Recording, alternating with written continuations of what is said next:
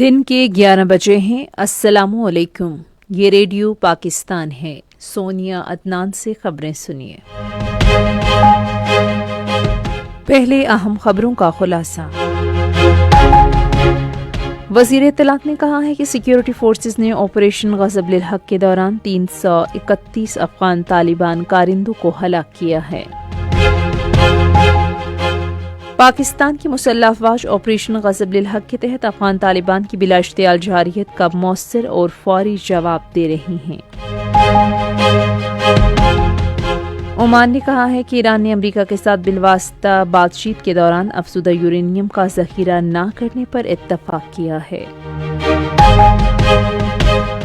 ICC T20 عالمی cricket cup کے super 8 مرحلے میں آج پالے قلعے میں پاکستان کا مقابلہ سری لنکا سے ہوگا۔ خبریں تفصیل کے ساتھ۔ آپریشن غضب للحق کے دوران اب تک افغان طالبان کے 331 کارندے ہلاک اور 500 سے زائد زخمی ہو چکے ہیں۔ وزیر اطلاعات و نشریات عطاءاللہ تارڑ کی طرف سے ایکس ہینڈل پر شیئر کیے گئے تازہ ترین اعداد و شمار کے مطابق ہماری سیکیورٹی فورسز نے 104 چیک پوسٹیں تباہ اور 22 پر قبضہ کر لیا ہے۔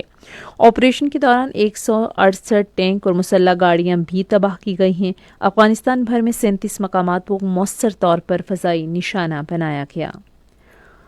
پاکستان کی مسلح افواج آپریشن غضب للحق کے تحت افغان طالبان کی بلا اشتعال جارحیت کا مؤثر اور فوری جواب دے رہی ہیں۔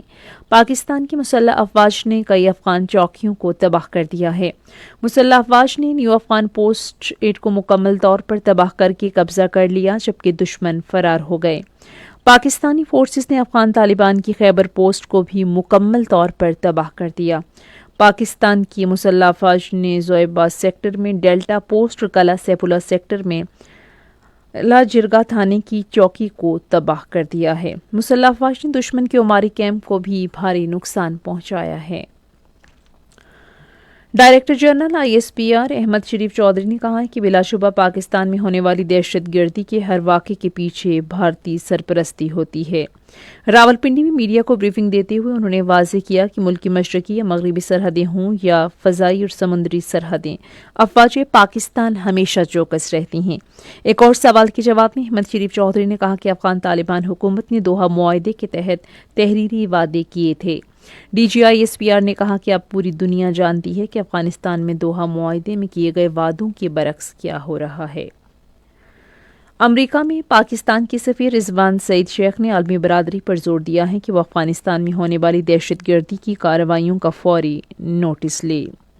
انہوں نے جانس ہاپکنز یونیورسٹی میں خطاب کرتے ہوئے کہا کہ پاکستان کئی دہائیوں سے افغانستان سے ہونے والی دہشت گردی اور عدم استحکام کا بوجھ برداشت کر رہا ہے۔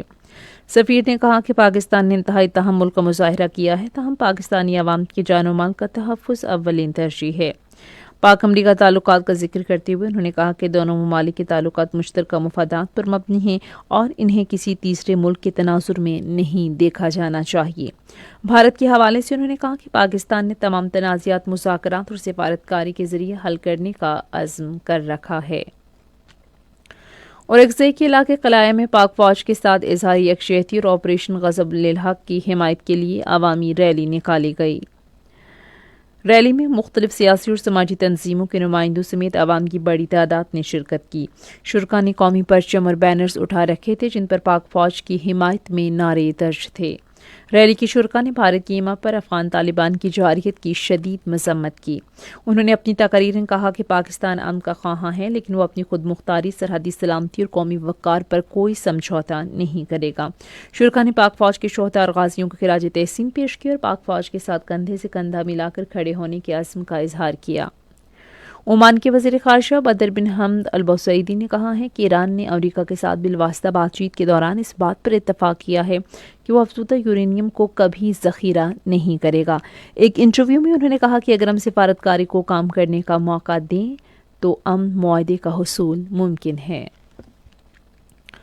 ICC T20 عالمی کرکٹ کپ کے سپر 8 مرحلے میں آج پالے قلعے میں پاکستان کا مقابلہ سری لنکا سے ہوگا۔ میچ شام 6:30 بجے شروع ہوگا۔ اسی کے ساتھ ہی خبریں ختم ہوئیں۔ مزید خبروں اور تجزیوں کے لیے آئیے ہماری ویب سائٹ پر radio.gov.pk اور فیس بک کے link radio Pakistan news official پر براہ راست ویڈیو سٹریمنگ بھی ملاحظہ کیجیے۔